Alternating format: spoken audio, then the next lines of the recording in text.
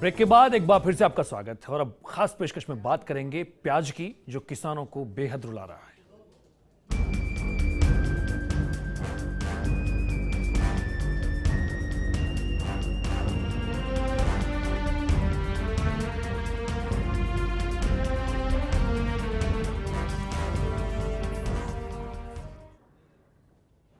जी हां, यूं तो प्याज से जुड़ी कोई भी खबर आपके कानों में पड़ती है तो आप एकाएक अपने टीवी सेट की वॉल्यूम बढ़ा देते हैं, लेकिन जब बड़ी वॉल्यूम में वही प्याज खराब होता है तो किसान की आवाज किसी के कानों तक नहीं पहुंचती। आखिर ऐसा क्यों होता है कि जब प्याज के भाव बढ़ते हैं तब तो हर तरफ चर्चाएं होती हैं, गंभीर बहस छिड़ती है, लेकिन वही प्याज जब सड़कों पर फेंकना पड़ता है तो आलाकमान और बड़े विश्लेषकों की नजरें उधर कभी नहीं जाती। दरअसल इस बार 500 और 1000 रुपए की नोटबंदी के चलते एकाएक व्यापार ठप पड़ गया है। प्याज की बिक्री में भारी गिरावट आ गई है, जिसके चलते हजारों टन प्याज सड़ने के कगार पर है और मायूस किसान प्याज की वजह से रोने को मजबूर है, क्योंकि प्याज सब्जी के जायके को बढ़ाने के लिए तो अहम होता ही है और ऐसे में प्याज की खपत ज्यादा मात्रा में हो तो किसान की आजीविका चलाने में प्याज अहम रोल अदा करता है।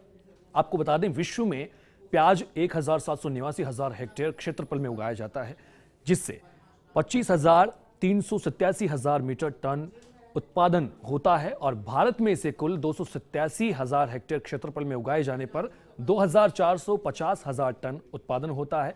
अगर बात करें भारत की तो महाराष्ट्र में प्याज की सबसे ज्यादा खेती होती है और प्याज भारत से नेपाल, पाकिस्तान, श्रीलंका, बांग्लादेश जैसे कई देशों में निर्यात होता है। साथ ही प्याज की फसल जो है वो मुख्यतः कर्नाटक, गुजरात, राजस्थान, उत्तर प्रदेश, बिहार, पश्चिम बंगाल, मध्य प्रदेश जैसी जगहों पर अलग अलग समय में तैयार की जाती है। अगर बात करें अकेले प्रदेश की तो राजस्थान में भीमा गहरे लाल प्याज की खेती अलवर में सबसे ज्यादा तादाद में होती है, जो इन दिनों सड़ रहा है, उग रहा है।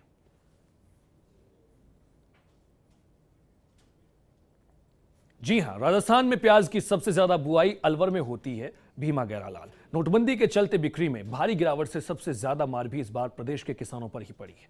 बात करें अलवर में तो पिछले 5 साल में प्याज के हाल क्या हैं, उनकी बात करते हैं तो सामने आता है कि साल 2016 में 12.5 हजार हेक्टेयर बुआई हुई है, उसमें पैदावार 2 लाख टन की है और वो भाव उसे मिले हैं 2 से 7 रुपए। अब सोचिए, ये इस साल के आंकड़े हैं। वहीं साल 2015 की बात करते हैं तो 15,000 हेक्टेयर बुआई हुई है और उनकी पैदावार 2.7 लाख टन और भाव जो है 20 से 40 रुपए होने मिला है। तो इस तरह से 5 साल में जो प्याज का हाल है वो कहीं ना कहीं लगातार गिरता हुआ दिख रहा है।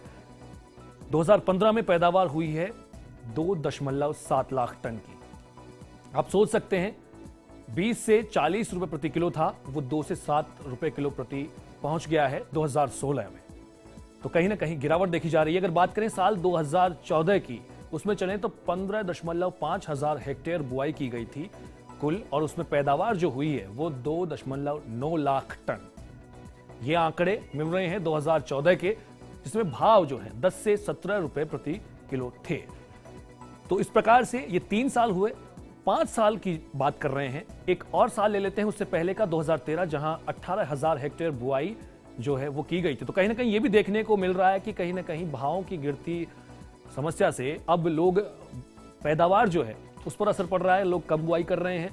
भाव 4 से 9 रुपए प्रति किलो मिले थे, 2013 में भी एक बार ऐसे ही हालात आए थे।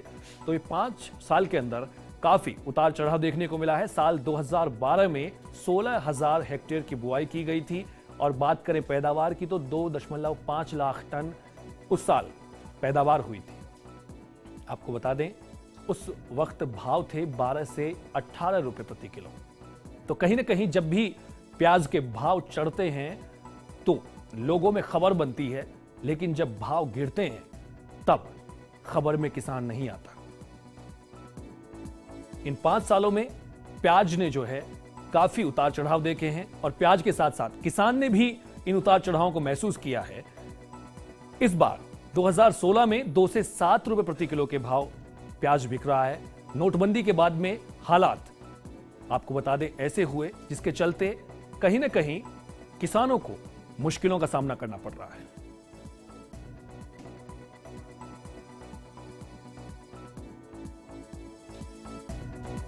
तो नोटबंदी के बाद से कहीं ना कहीं किसानों का भी बुरा हाल है, सभी व्यापारियों तो मंद पड़ रहे हैं, लेकिन प्याज जो है उस पर सबसे ज्यादा असर पड़ रहा है, वो बेकार हो रहा है, दिन ब दिन और ज्यादा बदतर हालात हो रहे हैं। इसको लेकर एक सवाल ये भी है कि जहां पर बैंक की कतारों के ऊपर ध्यान जा रहा है, साथ साथ में किसानों का भी ध्यान रखा जाए, वो भी तकलीफ में है।